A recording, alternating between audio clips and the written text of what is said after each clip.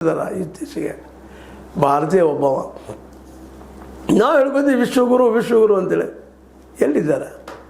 ಯಾಕಪ್ಪ ಅಂದ್ರೆ ಇವತ್ತು ಯೂನಿವರ್ಸಿಟಿಗಳಲ್ಲೇ ಅತಿಥಿ ಉಪನ್ಯಾಸಕರು, ಅತಿಥಿ ಪ್ರೊಫೆಸರು, ಅತಿಥಿಗಳು ಏನಿದೆ ಹೊಸ ಎಲ್ಲ ಇವೆಲ್ಲ ನೆನಪಿಸ್ಕೊಂಡಾಗ PhD ಮಾಡಿದಂಥ ವಿದ್ಯಾರ್ಥಿಗಳು ಬಾರ್ಗಳಲ್ಲಿ, ರೆಸ್ಟೋರೆಂಟ್ಗಳಲ್ಲಿ ಕೆಲಸ ಮಾಡೋದು ನೋಡಿದಾಗ ನಾವು ಎತ್ತ ನಡೆದಿದ್ದೀವಿ. ನಮ್ಮ ದೇಶದ ಶಿಕ್ಷಣ ಯಾಕಡೆ ಹೊರಟದ ಇದನ್ನೆಲ್ಲ ನೆನಪಿಸ್ಕೊಂಡಿರ್ಬೇಕು. ನಮ್ಮ ಜೋಶಿ ಅವರು, ಮುರಳಿ ಮನೋಹರ್ ಜೋಶಿ ಅವರು, ಅವ್ರಿಗೂ ನೋವಾಗ್ಯದ. ಒಂದು ಕಾಲ ನಲಂದ ಯೂನಿವರ್ಸಿಟಿ ನೋವು, ಮತ್ತೆ ಯೂನಿವರ್ಸಿಟಿ ನಾವು ಓದಿದ್ದೀವಿ, ಕೇಳಿದ್ದೀವಿ.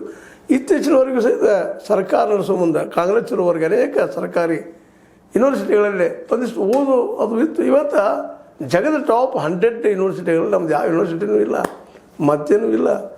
ಮತ್ತು ಹೆಂಗೆ ನಾವು ವಿಶ್ವಗುರು? ನಮ್ಮಲ್ಲಿ ಯಾರು ಅಮೇರಿಕಾದಿಂದ ಯುರೋಪದಿಂದ ಕಲಿಲಿಕ್ಕೆ ಬರ್ತಾ ಇಲ್ಲ. ಸುಮ್ಮನೆ ಇಲ್ಲಿ ಬಂದು ನೋಡ್ಕೊಂಡು ಚೈನಿ ಮಾಡ್ಕೊಂಡು ಹೋಗಿ ಬರ್ತಾ ಇದ್ದಾರೆ. ಯಾಕಂದ್ರೆ ಖರ್ಚು ಕಡಿಮೆ ಆಗ್ತದೆ ಅವರ ಜೀವನ ಮಟ್ಟಕ್ಕೆ. ಆ ದೃಷ್ಟಿಗೂ ಬಂದು ಹೋಗ್ತಾ ಇದ್ದಾರೆ, ಮತ್ತೇನೂ ಇಲ್ಲ. ಅದಕ್ಕಾಗಿ ಇವತ್ತು ಏನಪ್ಪ ಅಂತಂದ್ರೆ ನಾವು ಇವತ್ತು ವಿಶ್ವಗುರು ಅಲ್ಲ ಅನ್ನುವಂಗೆ ಮಾತಾಡಿದ್ದಾರೆ ನಮ್ಮ ಮುರಳಿ ಮನೋಹರ್ ಜೋಶಿ ಅವರು. ಇದಕ್ಕೆ ಕಾರಣ ಇದೆ, ನಮ್ಮಲ್ಲಿ ಹೈಯರ್ ಎಜುಕೇಷನ್ ಫ್ರೀ ಆಗಬೇಕಾಯ್ತು ನಮ್ಮ ಮಕ್ಕಳಿಗೆ. ಇಲ್ಲ, ಫ್ರೀ ಅನ್ನೋದು ಮಾತಿಲ್ಲ. ಫ್ರೀ ಅನ್ನೋದು ನಗ್ತಾರೆ.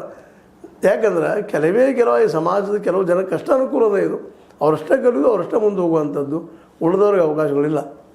ಅದಕ್ಕಾಗಿ ಇವತ್ತು ಪ್ರೊಫೆಷನಲ್ ಕೋರ್ಸ್ ಆಗಿರ್ಬೋದು, ಪ್ರೊಫೆಷನಲ್ ಅಂದ್ರೆ ವೃತ್ತಿಪರ, ಅದೇ ಕಾಲಕ್ಕೆ ಯೂನಿವರ್ಸಿಟಿಗಳು ಕಲಿಯುವಂಥ ಉನ್ನತ ಶಿಕ್ಷಣಗಳಾಗಿರ್ಬೋದು, ಇವತ್ತು ಯಾವ ಸಿಗ್ತಾ ಇಲ್ಲ ಬಡವರಿಗೆ. ಮತ್ತು ಅಂದಾಗ ಅಲ್ಲಿ ವೈಜ್ಞಾನಿಕ ಬಾ, ಬುದ್ಧಿವಂತಿಕೆ ಬಾ, ಶೋಧನೆ ಬಾ, ಸಂಶೋಧನೆ ಬಾ, ಯಾವ ಬರಲಿಕ್ಕೆ ಸಾಧ್ಯ ಇಲ್ಲ. ಎಲ್ಲನೂ ನಿಲ್ಲ ಇಲ್ಲ ಅಂದ್ರೆ ಇವತ್ತು ಹೇಳ್ರಿ ಎಷ್ಟು ಜನ ವಿಶ್ವವಿದ್ಯಾಲಯ